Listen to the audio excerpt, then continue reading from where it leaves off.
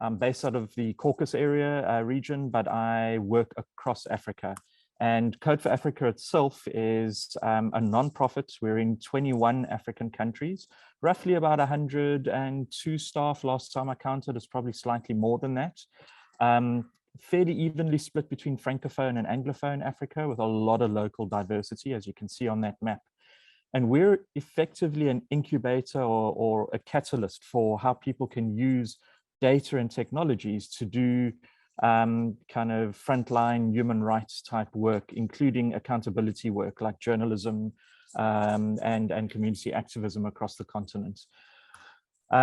We try and use data to do two things. Firstly, we try and avoid data porn. We try and avoid just creating pretty pictures, maps, and so forth as illustrations. We rather try and build interactive technologies that help people understand very complex systems or information, firstly. And then secondly, we don't just do it to explain to people, because that's disempowering. Often it's just fear-mongering, in fact. What we try and do is we try and turn this information into actionable evidence that can be used, either for lobbying or decision-making. We do that by pulling together a bunch of different types of technologies, but also different methodologies and approaches. So we do a lot of what we call robot helpers. This is automation. It could be drones. It could be kind of bots, things that give us bigger muscles and give us further reach as humans. We also try and help create evidence where there is none. We call it test tubes, kind of test tube approaches. So we link people up with laboratories. We have sensors that kind of create air and water data. And then we try and apply a forensic kind of understanding of what that resulting data is. And we try and figure out how can you use this to create solutions, not just so that people like heads explode because the planet is overheating and we're all going to die. What can we really do to mitigate that? And we pull it all together with a lot of data analysis. So we do that in a couple of ways. We kind of are grant making. We give money to people, but we do that specifically to take the risk out of early stage experiments that more traditional funders would find difficult to support. And we try and create really practical kind of proofs of concept that we can then help scale. At any one time, we're supporting over 100 projects. And so that means that, even with a fairly large staff, it means you've got to work through organizations. And so we often describe ourselves as the plumbers or the electricians in support of frontline human rights organizations using these technologies. And for that to really work, it means that we can't parachute in, because you're never going to understand the context. So all of our staff are local Africans. In fact, we have two non-Africans on our team, one in Rome, and he argues very forcefully that the Roman Empire was always African driven, so they should count as Africa. And we have an American colleague who helps us on some of the drone work. But this is the reality that we live in. And we talk about data and we talk about evidence. This is a real photograph of the land registry records room in Kenya, one of the larger economies on the continent. And that's how you find out who owns any piece of land. It's these files. So a lot of our work is kind of turning that into structured data so that people can use it to not just understand who owns what, but also to understand the histories of how ownership came about. So that's the background. What do we really do and how does it work? So the projects I want to speak about is in Nigeria, but it actually started in East Africa, where, like many people with shiny, bright things, we fell in love with drones at a very early time. And we used it primarily, a lot of us come from a storytelling, journalistic or creative background. So we used it to try and tell stories in a way that you couldn't do without this technology. And some of these images might be familiar. We used it for telling stories of how extreme wealth alongside extreme poverty. And it kind of turned into stories like this Time magazine story. And this is one of our non-African colleagues, Johnny Miller, who's a social anthropologist who works very closely with us.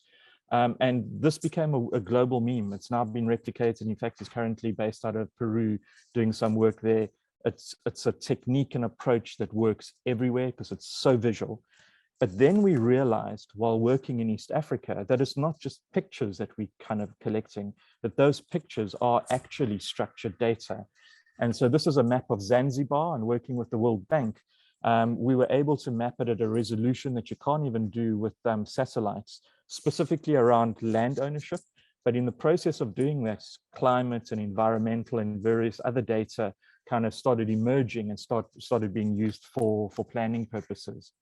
And once we saw the success of that, we were then working with a small women's group in a community called Makoko, just kind of as part of Lagos, which is a very large super city in kind of West Africa, one of the largest on the continent. But it's a fairly unique community. It's a community where most of the buildings are on stilts in a lagoon with very little infrastructure. And in fact, they're not on the map. Before we worked with them, you looked on a Google map, it was just a blank zone. There were estimates about how many people lived there. No one acknowledged ownership or anything else. And so what we did was, with very cheap drones, we flew in some folk from Zanzibar and Tanzania and Kenya who worked with a small women's group and taught them how to use these drones, both fixed wing drones that you just launch and throw in the air. And you don't even need to learn to fly like as a pilot.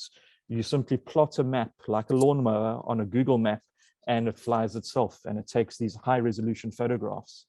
And alongside that, going back a slide, we gave people in canoes like this handheld devices, and so that they could map what each of these buildings were: a school, a creche, a shop, whatever it is. So it's kind of community infrastructure. And we produced some journalism. I'm not going to play the video kind of in the interest of time, but the link's on here. Go and have a look at it. It gives you a good feeling for the people and how they used it, and how we managed to get community leaders buying into the process. But what I really want to show you is the results. Within a week of mapping, this image here is what was on Google Maps and on OpenStreetMap before that. That's what planners and kind of officials thought was there. After a week, this level of detail became available. And so suddenly people weren't trying to put highways or oil refineries on top of this community anymore. They understood that there were people there with a long-standing history of owning and working in this space. That was the beginning, and it won awards, and we read the journalism on it. But then we were on a map, and so you say, fantastic, and it only cost $5,000. And then suddenly we realized that there's a long tail to this. And so researchers from the University of Lagos and from both state levels, the kind of subnational kind of unit of government in Nigeria is they're a federal state, but then there's states. And then within that, there are city or municipal governments. Planners from both of those started reaching out and started using the raw data for their own GIS and kind of budget planning kind of purposes. But also medical researchers. And when the pandemic happened, suddenly, how do we get supplies to people? And so we started realizing that there was a long value chain, but that in a way can still be an extractive industry. The people you've mapped are still just the subjects or something. And so we've continued supporting this community of, firstly, women who've now become drone entrepreneurs and work with others, but also they now become a way for this community to very visibly and very visually tell their own stories to a wider world. And suddenly there's international coverage, and they find that they're on an international platform, often speaking with a louder voice than colleagues from or kind of counterparts from richer suburbs and neighborhoods. So the very quick question is, that's cool. It's a fantastic, exciting project, and it was fun, and yeah, everything went right. There were none of the usual disasters because there was an awesome team on the ground. But is it replicable? And we've used exactly that same approach, but with very different situations on a number of other projects. This is a project about male circumcision in South Africa, where hundreds of young boys die every year because of scamsters who circumcise them when they come of age, but who are not doctors, not even traditionally trained surgeons. So we built very simple spreadsheet-driven kind of tools on how they can figure out, is the surgeon I'm going to, are they registered? Can I report them if they're not? Can I get help? And that project's run for 3 years already, or 4 years already, with an appreciable kind of drop in kind of fatalities. We've also used it where we've connected communities with laboratories to test medicines, because they're often getting sold fakes, leading to the closure and the withdrawal of like a malaria medicine, a major one in Kenya. And that project also continues. We do it with butcheries and with kind of all different types of things that you can test in a laboratory. And more recently, we've also worked with communities in the Congo, the DRC, to help them use satellite data and access to satellites to actually understand their world in a completely different way, and using data evidence, not just to shape planning, but the awarding of concessions, and also push back on where there's abuse of, for example, logging rights or forestry rights in the Congo Basin. There are links to all of those. But the one that really gets me excited is our sensor project, where we, the teams in Nigeria and Kenya, actually designed kind of hardware, low cost, where we've now got $20 kind of air sensors. With a mobile company, we still their kind of Wi-Fi connectivity and kind of the electricity by putting them on the masts. But suddenly we're producing environmental data that was never previously available. And the communities are using it to create, firstly, storytelling. We always do storytelling, otherwise the data is meaningless.